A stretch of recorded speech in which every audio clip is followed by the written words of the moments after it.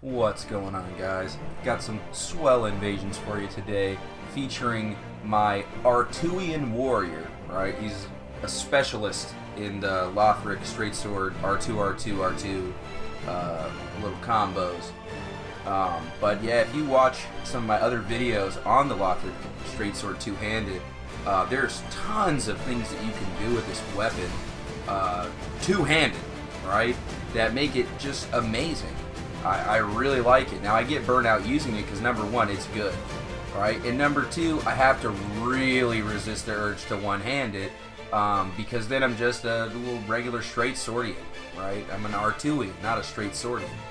And every time I, one-hand the weapon, it's so good. Like, it's hard for me to feel good about winning with it a lot of the time. So I limit myself on that.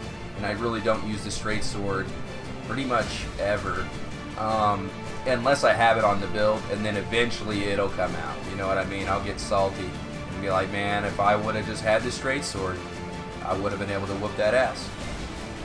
So in these series of invasions, not only am I basically taking that limitation off myself, right, with the straight sword one-handed, but I'm also going to be going for parries anytime I have any kind of read on my opponent.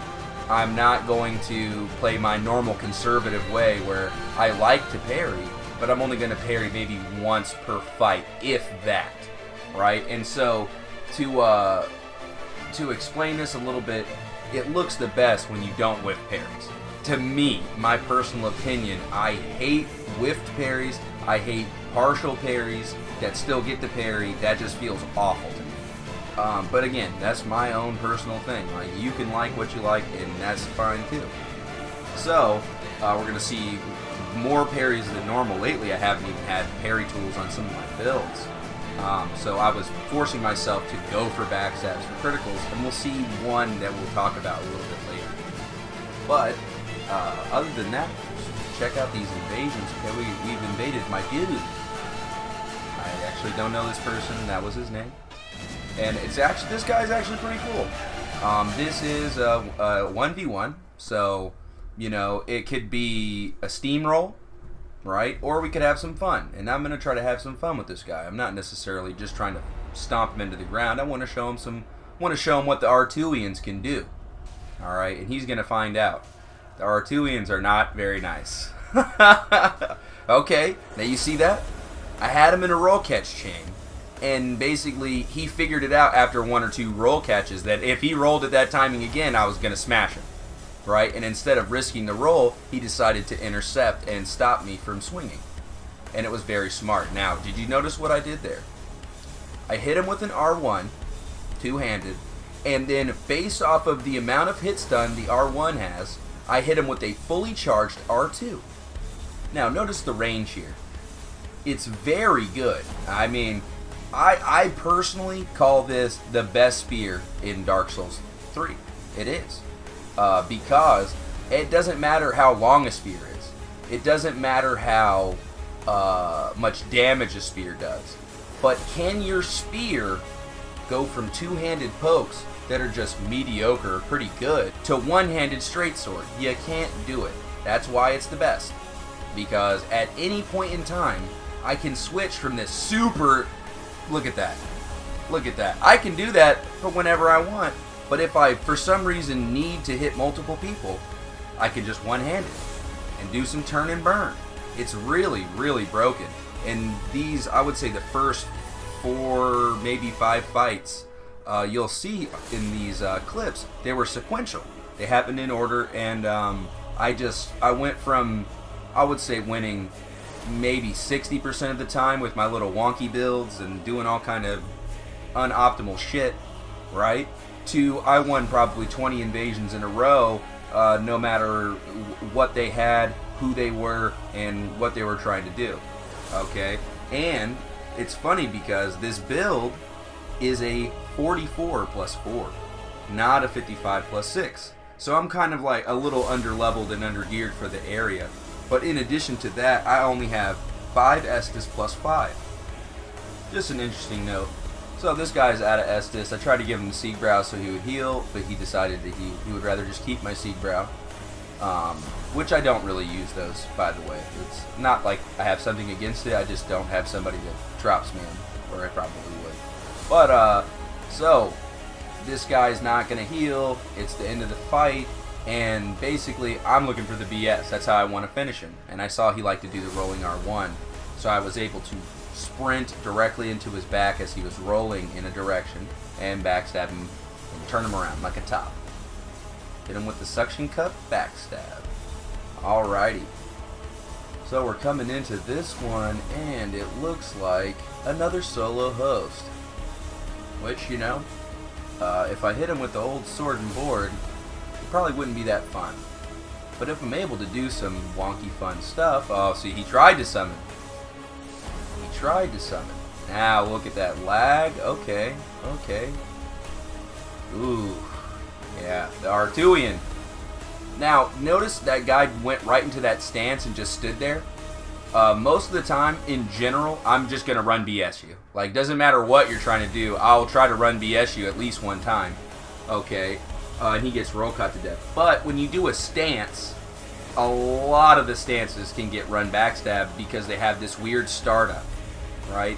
And, like, for example, if that guy would have done the parry with the katana, then I would have easily got the run BS, right? And that was a 50-50 shot when he was in the stance, okay? So that's an interesting note. I like to usually go for those when I see a little cheeky katana stancer, and they're obviously going to try to do that. So, we've got somebody who's just going to run away, okay? He's just going to run away and roll away and wait for his little boyfriend to come down because he's summoned to red. Makes sense. This is nothing new, but it is comical. Now, we saw I switched to the straight sword one-handed for this guy because he's annoying me. And I was able to actually inflict damage on him. Alright, look at that damage. That's always fun. You're killing your friend, you're hurting him, and now he's gonna die because of that. What a moron. And the dude had 120,000. That's a pretty high level. I'm not actually sure what level that guy is. I asked Amish the other day, but I forgot what number he said. If anybody knows like a calculator or something that they can link me, let me know for sure. I'm interested in being able to calculate how high level somebody is. Pretty sure Mocha Latte knows how to do it.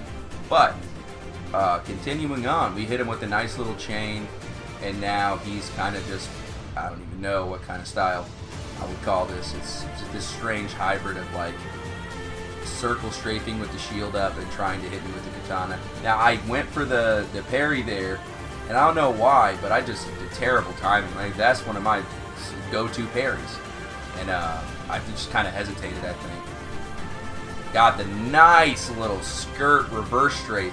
That was like barely any time into the reverse strafe, and I still got it because of the way the katana swings.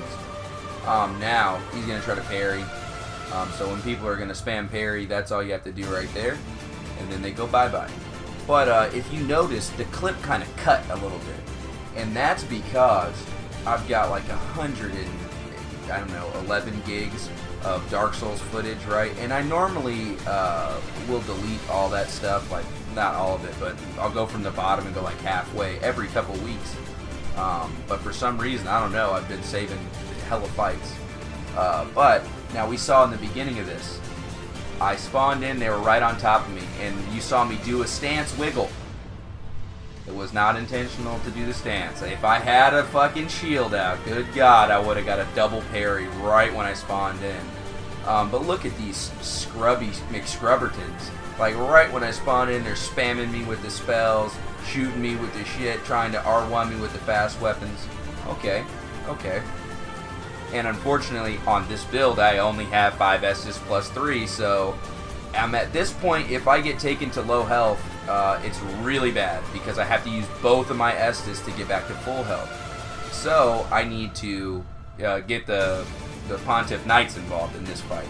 Hit him with a little turn and burn, and skirt. Gotta dip out. I'm pretty sure this dude's guard will break if I smack him enough times, but the only problem is that little pyromancer, and he's got like, I don't even know how much health, not a lot. There we go. You got the guard break, and you're dead. And that's only with the +4. I eventually do level this guy up in this series of fights. I'll move to Pontiff, and when I move to Pontiff, I'm 55 +6. And we'll see some nice damage around that time. But we got a little straight swordian. I went for the parry. Oh yeah, and right now, after the beginning, after what happened in the beginning of this fight, no fucking mercy, son. No mercy. Yes, I'm going to gank you. And there you go, Share Factory. God damn it. I need to delete a lot of those clips. But, just sum up the fight. The Pontiff Knight did the super spin, and I fucking threw a bomb at him. Right? It was a little fucking chaos fireball throwing ass. Alright, so we're back at it again. Now we're 55. I hit him with a nice roll BS. But you saw the second swing on that. He started to swing, and that's the only reason why he got backstabbed. If he would have rolled, he could have escaped that. So, we'll see here. He wants to parry. And I think I get some good roll BSs in this fight. Oh, yes. That was savage. Right here. Whoop! Oh, shit! Now, that's the reason why I quit using parry tools, or quit trying to parry as much. Because when I hit him with that attack, and I knew he was going to attack out of the hit stun, I would have just parried him. And it's so natural at this point that if I have a parry tool, I'm going to do it. You know what I mean? On instinct, I'm going to do that. So when that guy attacked at a hit stun, what I did was anticipate his weapon swing speed. So he's using a greatsword one-handed. I took this into account. And because the greatsword one-handed has a little bit of delay rather than like a straight sword or a curved sword, you see me do this little waddle. Like I think Project Goof calls it a dab. It's like a little movement, right? And the time it takes me to do that movement is the perfect amount of time for me to then roll and take the roll BS. Now the movement also positions my character for the right distance to roll BS as well, which that's the important combo right there. When it comes to roll BS, you have to know your timings, you have to know your spacing, and of course in any online kind of play, you're going to have to know latency if you want to be really proficient with backstabs. So we've got this little 2v1 with both these weapons have like ridiculous stagger potential. If I get hit by the Farron Greatsword, then this dude with the Herald Curve Sword or whatever the fuck it's called, Toenail Clipper, right here, we see he gets a nice little easy hit. But the good thing about him is he's not really doing that much damage, so I'm not even really sweating him. That's cool with me. Now look, he starts lagging around. Polarium 47. A little sub friend coming in the world. I'm actually in the party with him during this, and I give him the 411 breakdown. Host does 3 L1s. The white has got the curved greatsword, and he's gonna fucking try to parry. And my dude comes in hot, and he fucks shit up. He's coming in with his Drake blood, and all we do is we hit him a couple times. And that little bit of separation just made it an easy win. So GG Polarium. Coming in hot. It was really swell. And I get a nice little pivot BS. Now the last little snippet I have for you today will be a pretty decent demonstration of hit stun prediction and fully charged R2s with a couple different ways you can initiate these. Here's another one right here, the weapon R into fully charged R2. I'll leave most of the links for the videos that I have on my channel about the Lothric R2s, because I've made quite a few. So if you're interested in this weapon or the ways that you can use it, you want to try it, I'll link all those builds in the description. Thanks for watching, guys. I'll leave you to the end of this, and I'll catch you on the next video. See ya.